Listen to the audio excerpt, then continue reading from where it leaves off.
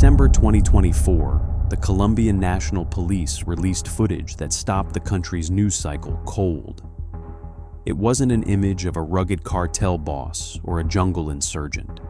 It was a young woman, long dark hair, a neutral, almost bored expression. She looked like someone you'd pass in a shopping mall or sit next to on a bus without a second thought. But her nickname in the criminal underworld told a completely different story. La Muñeca, the doll.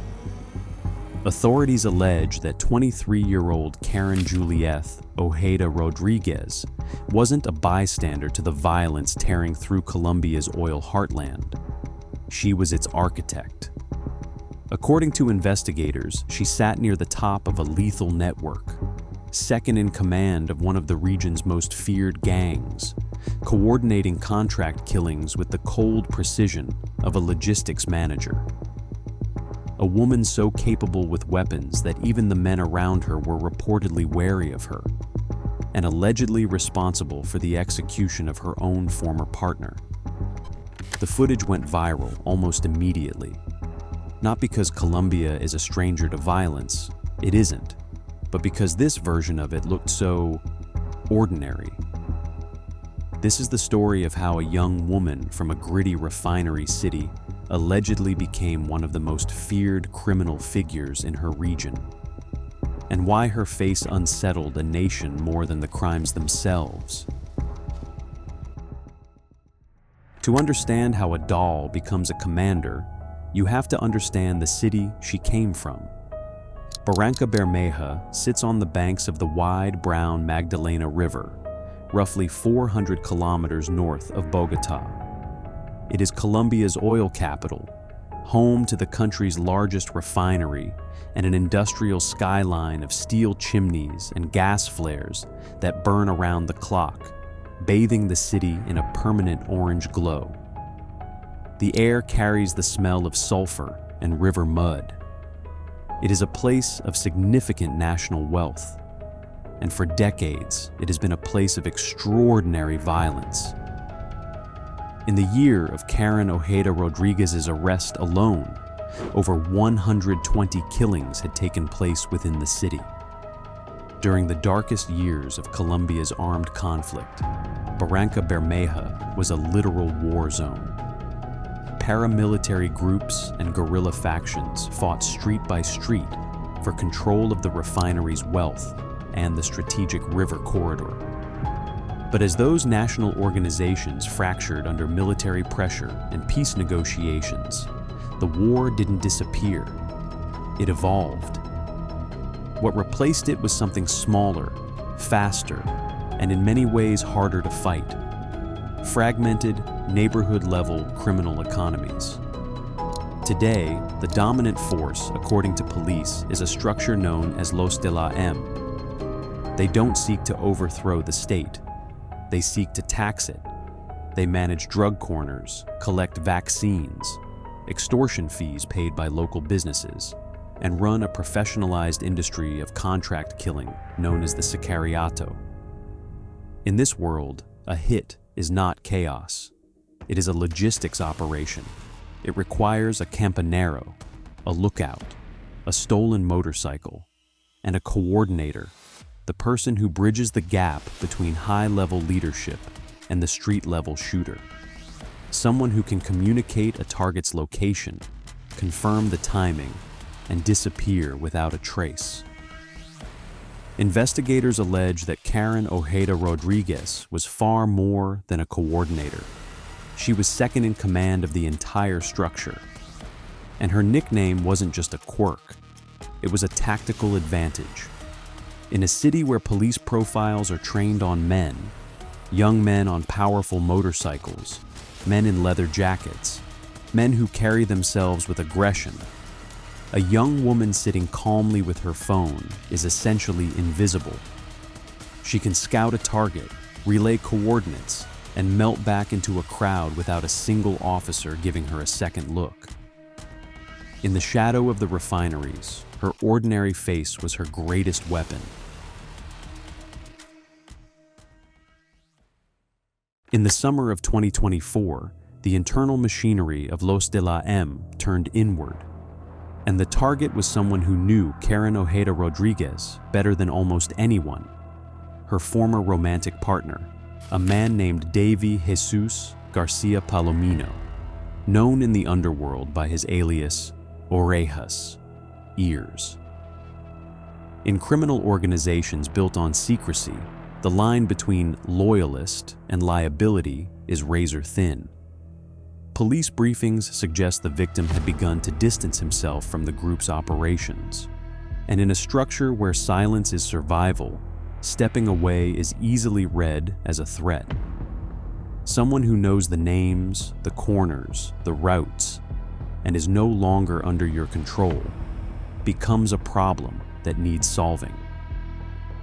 What allegedly followed was a masterclass in psychological manipulation.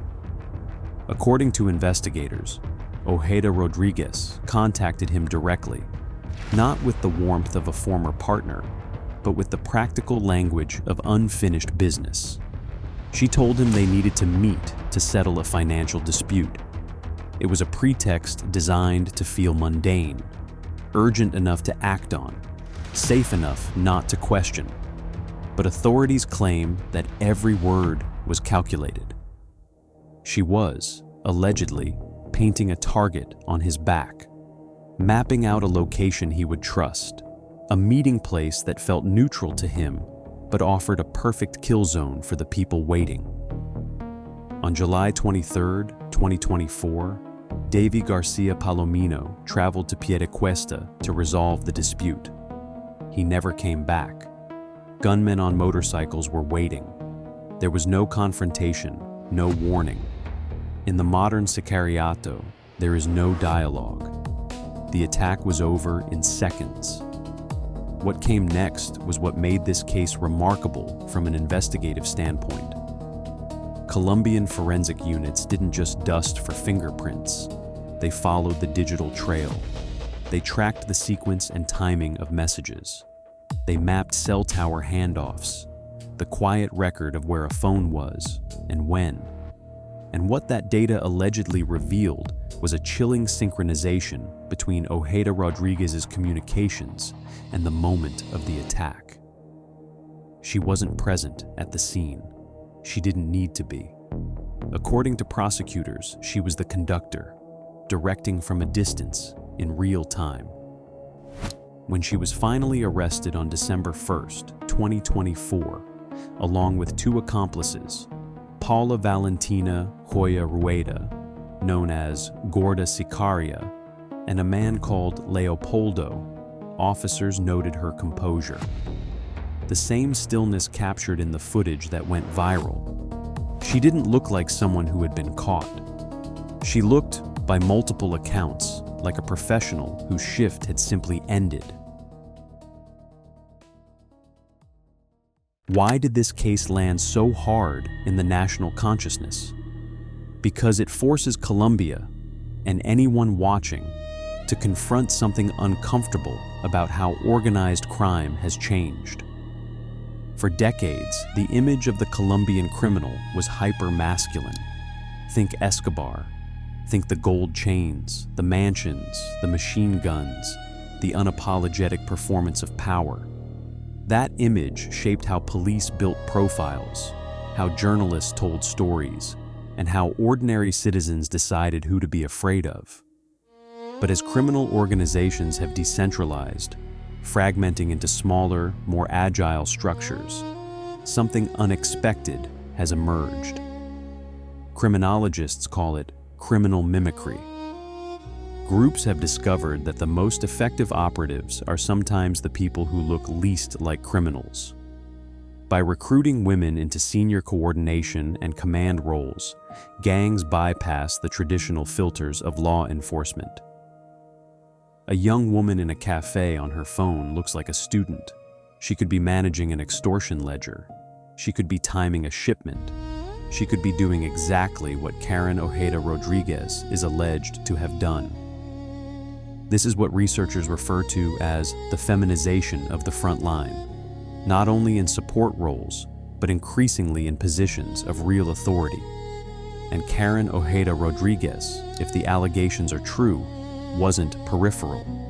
She was number 2 in the entire structure. The new generation doesn't want the narco aesthetic. They aren't interested in gold chains and notoriety. They want to blend in, the doll who no one suspects until the handcuffs click. There's a deeper structural layer here too. When the formal economy, the refinery, the industrial jobs, remains inaccessible to young people from marginalized neighborhoods, the informal economy fills the vacuum. For a young woman from the riverside barrios of Barrancabermeja, rising through the ranks of Los de la M isn't just a criminal act. It can represent access to income, status, and protection that the legitimate world never offered. That doesn't excuse anything, but it does explain something. The legal process against Karen Julieth Ojeda Rodríguez continues. Under Colombian law, she remains a suspect. The allegations must be proven, and until they are, she is entitled to that presumption. But the story has already done something the courtroom can't undo. It has shifted the way people in Barrancabermeja and across Colombia think about who is dangerous and what danger looks like. The new war in this country isn't fought in jungles with machine guns. It's fought in direct messages, in GPS pings, in the calculated use of trust as a weapon. It's administered through a phone screen and executed on a motorcycle that disappears down an alley before anyone knows what happened. Barrancabermeja hasn't changed. The flares from the refinery towers still burn against the night sky. The Magdalena still moves, wide and indifferent, past the city's edge. The motorcycles still roar through neighborhoods after dark. But the footage remains. A young woman in handcuffs, a neutral expression, an ordinary face. The fascination with Karen Ojeda Rodríguez tells us more about our own assumptions than it does about her. We want our villains to look monstrous. We want to be able to spot them from across the street, to feel the danger before it arrives. But in a world of fragmented crime and digital coordination, the most dangerous person in the room might be the one with the most innocent face. That is the story of the doll. And that is the most unsettling truth of all.